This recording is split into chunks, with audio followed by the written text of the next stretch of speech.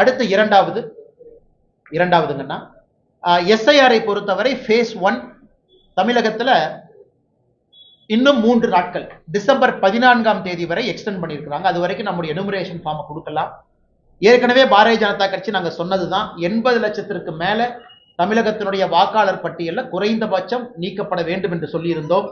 இன்னைக்கு தேர்தல் கமிஷன் கொடுத்திருக்கிற டாக்குமெண்ட் படி 77 லட்சம் நீக்கி இருக்கிறாங்க. அதாவது இன்னைக்கு இந்த டிராஃப்ட் லிஸ்டுக்கு முன்னாடி டெய்லி கொடுக்கிற பிரஸ் நோட் அப்டேட் அடிப்படையில் 77 லட்சம் வாக்காளர்கள் 6,41 லட்சம் வாக்காளர்கள் எஸ்ஐஆருக்கு முன்னாடி இன்னைக்கு வரைக்கும் 77 லட்சம் வாக்காளர்கள் death, shifted, absent, not found, இறந்து போயிட்டாங்க, மாறிட்டாங்க, பெர்மனன்ட்லி ஷிஃப்டட் மாறிட்டாங்க, காணாம போயிட்டாங்க, கண்டுபிடிக்க முடியல, இதர காரணங்கள் 77 லட்சம். அப்ப நீங்க பாத்தீங்கன்னா தமிழகத்துல கிட்டத்தட்ட இது 12%.